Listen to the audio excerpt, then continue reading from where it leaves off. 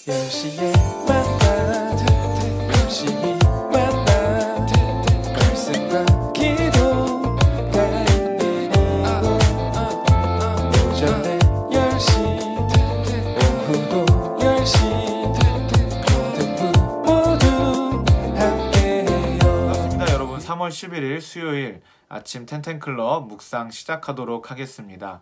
오늘 본문은 요한복음 12장 1절부터 11절까지의 말씀입니다. 제가 읽어드리도록 하겠습니다.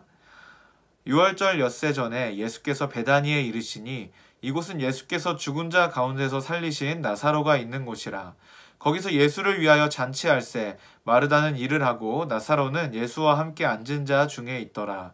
마리아는 지극히 비싼 향유 곧 순전한 나드 한 근을 가져다가 예수의 발에 붓고 자기 머리털로 그의 발을 닦으니 향유 냄새가 집에 가득하더라. 제자 중 하나로서 예수를 잡아줄 가룟 유다가 말하되 이 향유를 어찌하여 300데나리온에 팔아 가난한 자들에게 주지 아니하였느냐 하니 이렇게 말함은 가난한 자들을 생각함이 아니요 그는 도둑이라 돈괴를 받고 거기 넣는 것을 훔쳐가미러라. 예수께서 이르시되 그를 가만히 두어 나의 장래할 날을 위하여 그것을 간직하게 하라.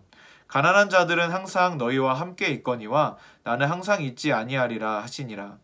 유대인의 큰 무리가 예수께서 거기 계신 줄을 알고 오니 이는 예수만 보기 위함이 아니요 죽은 자 가운데서 살리신 나사로도 보려 함이러라.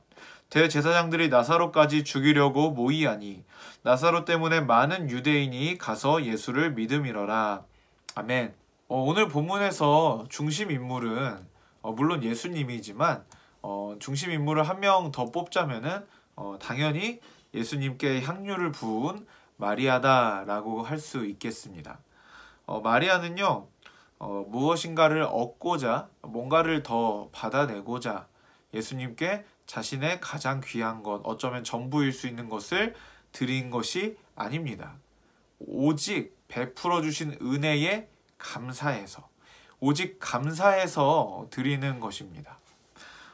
마리아를 보면서 오늘 두 가지 그런 은혜를 저는 참 많이 받아 누리게 됐는데요. 첫 번째는 무엇이냐면요. 우리가 주님께 드릴 때 저도 솔직히 그래요. 은연중에 이렇게 드리니까 그래도 이 정도는 해주시겠지. 내가 이렇게 밤낮 주님께 삶을 드리고 헌신하니까 이 정도는 해주시겠지. 뭐 이런 기대가 은연중에 있더라고요. 그러니까 주님께 드릴 때 뭔가를 기대하는 우리의 모습이 있는 것 같아요. 저는 있어요. 그래서 주님께 드리는 것은 무엇인가를 얻기 위해서 받기 위해서 드리는 것이 아니라 오직 주님께서 이미 베풀어 주신 은혜에 감격해서 드리는 것이다. 감격해서 드리는 것이지 이미 다 받았기 때문에 드리는 것이지 뭔가를 더 받기를 기대하면서 드리는 것이 아니다라는 것을 깨닫게 되었습니다. 여러분 이게 참 쉽지 않은 것 같아요. 전 분명히 예수 그리스도를 만나고 정말로 나 위에 생명 주신 그 은혜가 너무 감사해서 모든 삶을 다 드리겠다고 미친 듯이 달려왔습니다. 그런데요 순간순간마다 이 정도 했으면 됐지 혹은 이 정도 했는데 주님 이 정도는 좀 안 주십니까? 라는 그런 마음들이 이렇게 올라올 때가 있더라고요. 근데 여러분 우리가 명심했으면 좋겠습니다. 주님께 우리의 삶을 드리고 우리가 무엇인가 헌신을 드리는 것은 이미 받은 은혜에 대한 정직한 반응일 뿐입니다. 그것으로 우리가 무엇인가를 더 얻어내고 무엇인가를 더 받아내기를 기대하는 것은 주님께서 기뻐하시는 모습과 태도가 아니라는 것을 기억하시면 좋겠습니다. 두 번째는 오늘 본문에서 빼놓고 갈 수 없는 인물이 있죠. 가룟 유다죠. 그에 대해서 4절에 보면 아예 대놓고 이렇게 소개합니다. 제자 중 하나로서 예수를 잡아줄 가룟 유다가 말하되 가룟 유다는 예수를 죽이려고 하는 자입니다. 이 사람은 굉장히 합리적인 이유로 그리고 굉장히 분석적이고 그리고 어쩌면 맞는 말일지도 모르는 이야기를 합니다.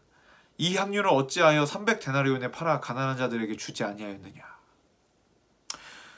온 마음을 다해서 전심으로 주님께 드린 그 마리아 앞에서 면전에 대놓고 이미 다 부어져서 향기가 폴폴 나고 있는 그 공간에서 면전에 대놓고 면박을 줍니다.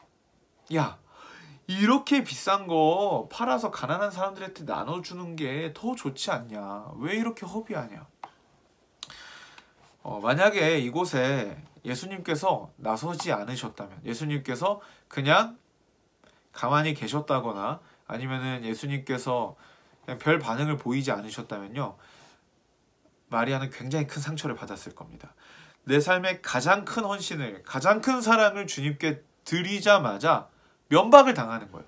무식한 짓이었다. 지혜롭지 못한 행동이었다. 뭔가 조금만 더 생각해보지 그랬니. 효율적이지 못하다. 이런 피드백을 바로바로 받아버린 것입니다. 여러분, 그렇게 될 때 마리아는 100% 상처받았을 것입니다. 나는 주님을 사랑해서 한 행동일 뿐인데 하면서 상처를 받았을 겁니다. 사실 저는 이런 경험이 있습니다. 정말로 자세히 말할 수는 없겠지만 주님을 너무 사랑해서 모든 삶을 다 드렸어요. 그리고 정말 그 당시에 모두가 다 놀랄 만한 헌신을 했습니다. 그런데 그것에 대해서 이목저목 논리적으로 따져대면서 너는 그렇게 하면 안 됐었다라고 저를 정죄하던 선배가 한 명 있었습니다. 와, 그날 어찌나 마음이 상하던지 그냥 집에 와서 진짜 펑펑 울었어요. 계속 울었어요. 그때 이 본문을 봤어야 되는데 참 아쉽습니다. 요지가 뭐냐? 두 번째 포인트의 요지는 뭐냐면요, 그런 가룟 유다의 면박, 그리고 완전히 상처받고 내가 좀 생각이 적었나 하고 민망하고 난처해질 수밖에 없던 이 마리아의 입장을 예수님께서는 그대로 두지 않으신다는 거예요. 예수님 뭐라고 하십니까? 예수께서 이르시되 그를 가만히 둬서 나의 장래를 위하여 그것을 간직하게 하라. 가만히 둬라. 그 사람을 가만히 두라. 건들지 마라. 그의 마음을 가만히 둬라라고 말씀하십니다. 이것으로부터 우리가 받을 수 있는 은혜가 뭐냐면요, 여러분, 주께 우리가 주님을 사랑함으로 드린 것은요, 절대로 민망함을 당하지 않습니다. 우리가 주님을 사랑함으로 드린 우리의 시간, 우리의 헌신, 우리의 물질, 그것들은요, 절대로 허무하게 묻혀지지 않습니다. 우리가 주님을 사랑함으로 드린 그 모든 것들은 그 누가 알아주지 않는다고 하더라도 설령 나 혼자만 기억하고 나도 뒤를 돌아봤을 때 그거 그냥 개고생이었구나 라고 생각할 수밖에 없는 결말을 맞이한다 할지라도, 여러분, 주님은 그것을 허투루 생각하지 않으세요. 주님은 반드시 그것을 기억하시고 그것을 반드시 귀하게 여겨주신다라는 것입니다. 여러분, 너무 감사하지 않습니까?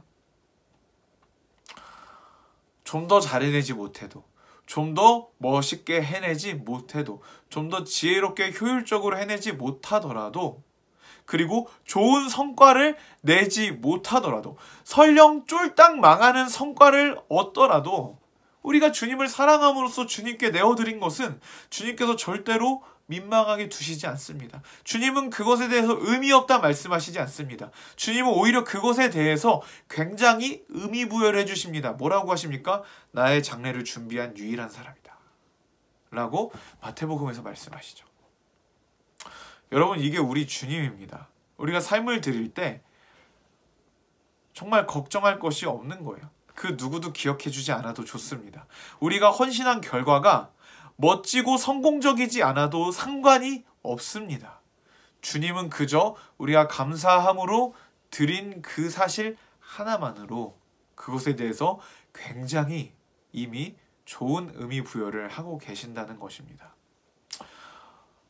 오늘 본문을 가지고 우리 삶에 그렇게 적용하면 좋겠습니다. 첫 번째, 주님께 드리되 무엇인가를 얻으려고 하는 마음으로 드리는 것이 아니라 이미 얻은 그 은혜, 십자가의 그 사랑에 감격해서 드리는 우리가 되면 좋겠습니다. 날마다 그렇게 우리의 삶을 이끌어가면 좋겠습니다. 두 번째, 우리의 삶을 드린 후에 그 결과가 어떠하든 간에, 주변의 평가가 어떠하든 간에 관계없이 주님께 사랑하는 마음으로 드렸다면 주님은 이미 그것을 세상에서 가장 귀한 것으로 받으신 줄 믿고 평안을 누리기를 간절히 소망합니다. 코로나 사태가 길어지고 있습니다. 개학을 제때 할 수 있을지 잘 모르겠습니다. 그냥 오늘 좀 속에 있는 얘기를 하게 되는데요. 좀 많이 걱정이 됩니다. 여러분 부디 하나님께 더 가까이 가기 위해서 발버둥 치시기를 바랍니다. 이 시기를 하나님께로부터 멀어지는 악한 시기로 흘러가게 두지 마시고 오히려 더 정신 차려서 하나님께 가까이 가는 소중한 시기로 여러분의 인생에 간직될 수 있도록 오늘도 여러분들 힘써 주시기를 부탁드립니다. 감사합니다. 내일 또 만나요. 안녕.